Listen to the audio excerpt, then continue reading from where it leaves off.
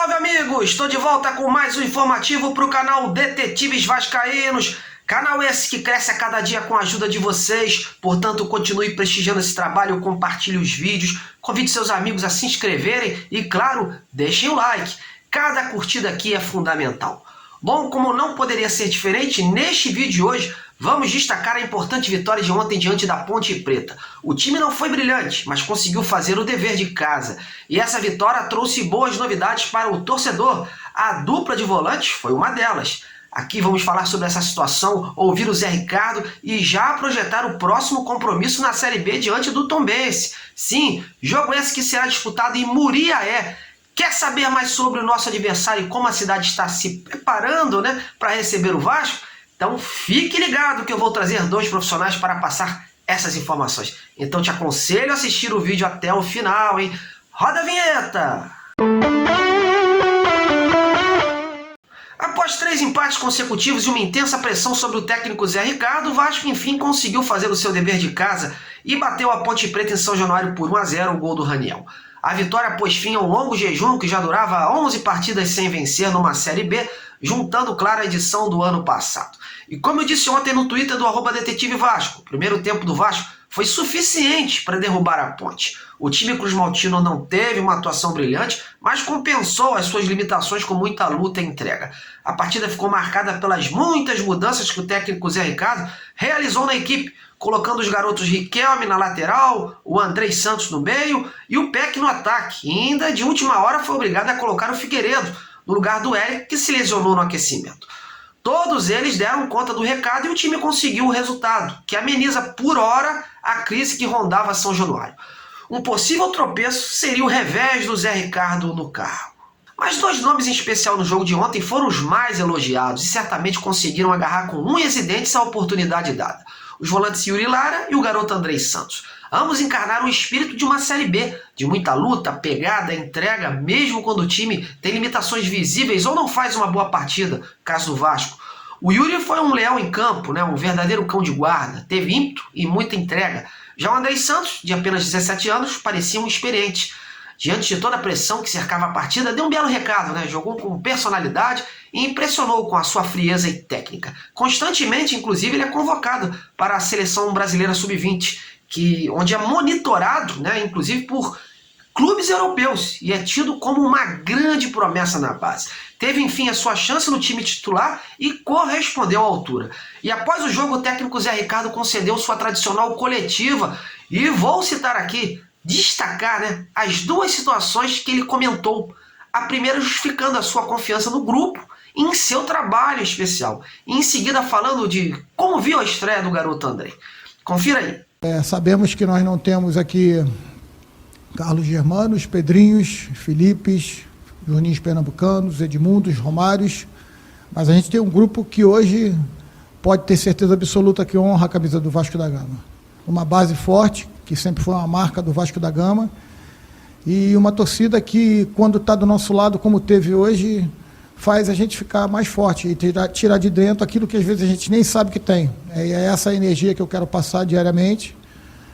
As pessoas que me conhecem sabem que o dia que eu perceber que eu não puder estar ajudando mais ao Vasco, que eu não puder estar mais contribuindo e tirando o máximo dos jogadores, que eu não tiver o grupo sob o nosso comando, que a gestão dos funcionários não tiver legal, o dia que isso não acontecer, não precisa ninguém me falar, eu sei exatamente o que fazer nesse momento. O Andrei teve a Copa São Paulo, não quis trazê-lo para a pré-temporada porque entendia que ele era um jogador importante para nosso sub-20, e jogar uma Copa São Paulo também é importante para a formação do atleta.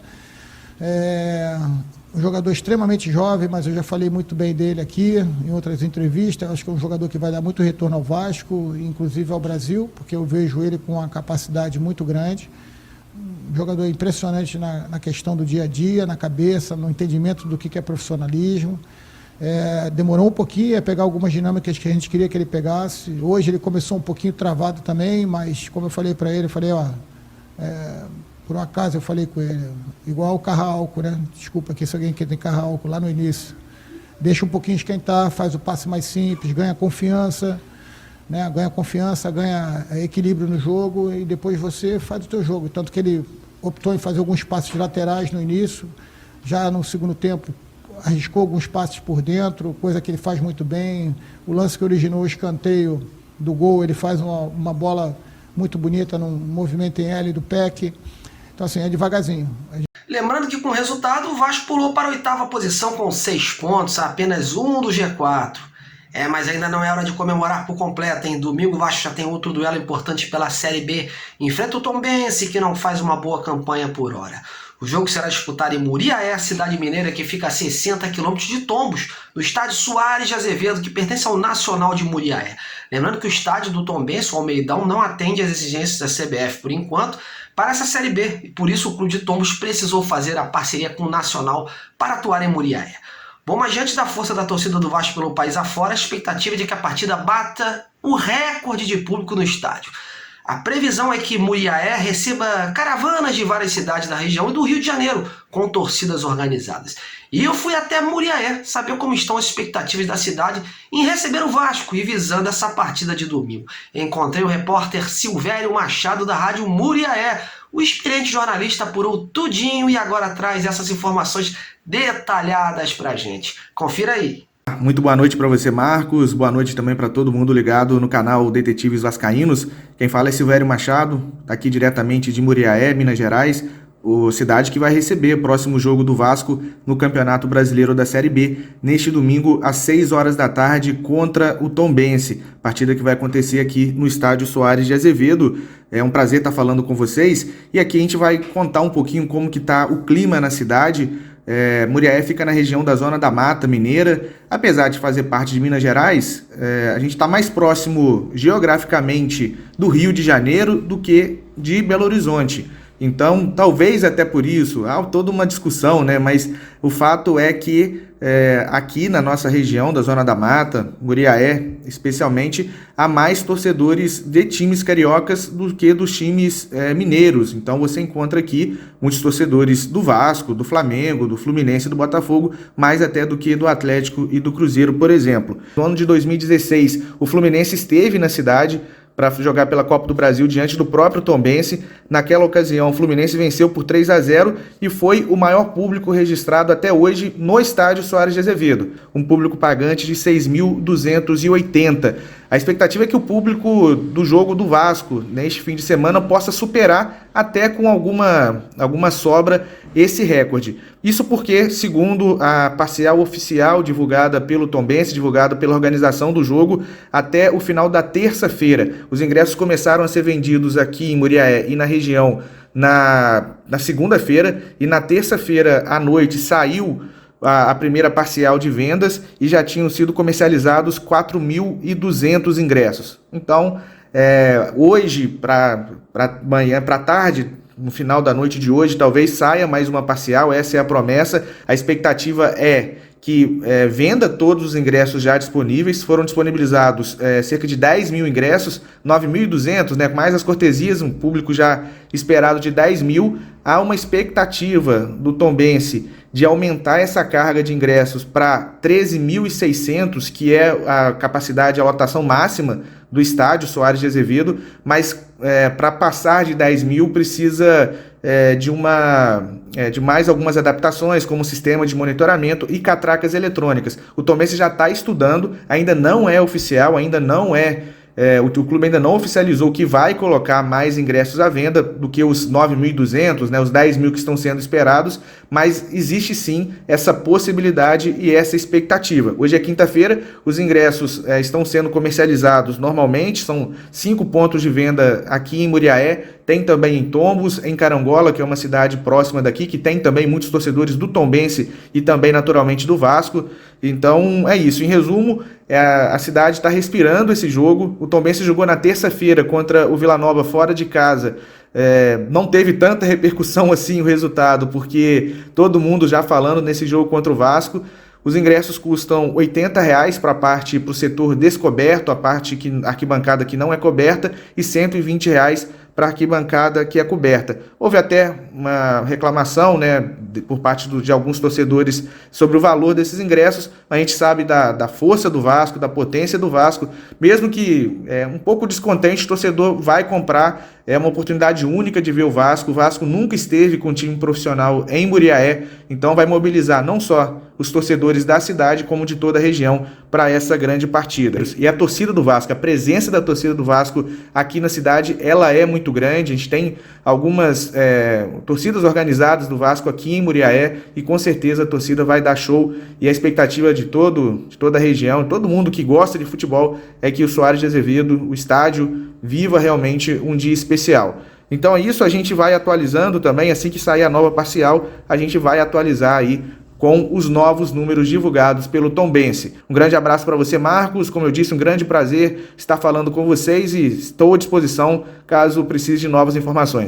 Show de bola, hein? Torcida do Vasco é fantástica, né? A gente viu como exemplo o jogo de ontem. Mesmo em má fase, na bronca com o time, apoiou os 90 minutos e deu total apoio à equipe. Por lá não será diferente, mas olha, não acabou não, hein? A gente falou do Vasco, do palco que será a partida, mas agora falta falar do adversário do Vasco, o Tombense. O time mineiro já começou a preparação para esse duelo, mas quem vai trazer as informações do próximo rival vascaíno é o repórter Hércules Freitas, da Rádio Mais FM. Hércules, conta pra gente um pouquinho mais sobre o Tombense.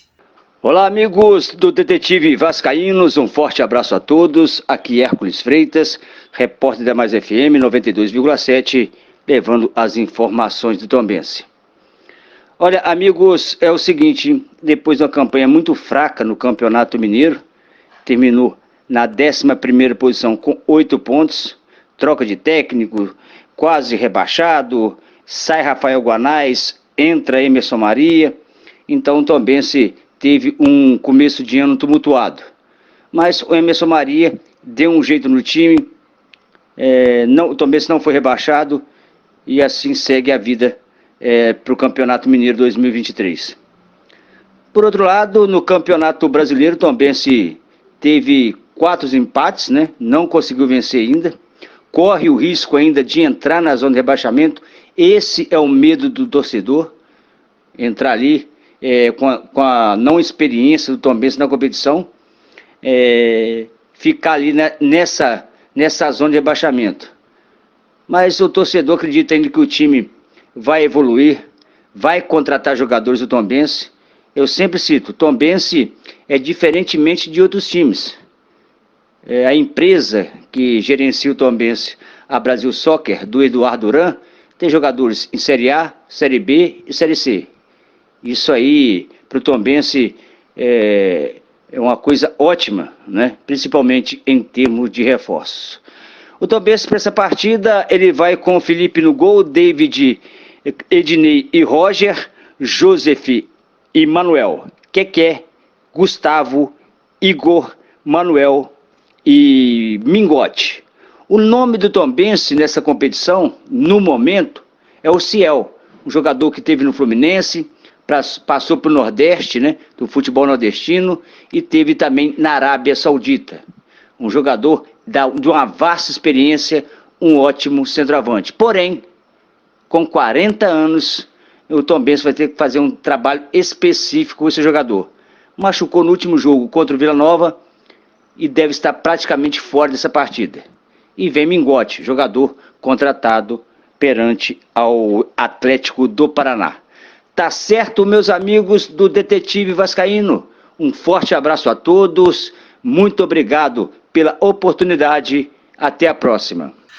Agradecendo desde já os 2 radialistas que participaram aqui com essas informações no programa do canal Detetives Vascaínos. Muito obrigado mesmo, de coração. E aqui é assim, né? A gente tenta trazer todos os lados, né, da notícia para proporcionar a você, né, o nosso telespectador, uma informação mais completa, mais verdadeira. Bom, mas é isso. Por hoje estou botando um ponto final nesse boletim informativo, mas gostaria que você comentasse aqui embaixo do vídeo sobre essa reabilitação do Vasco na Série B e se você confia se o time manterá essa sequência, né, essa regularidade, ou voltará a oscilar na competição. Um grande abraço a todos e até a próxima!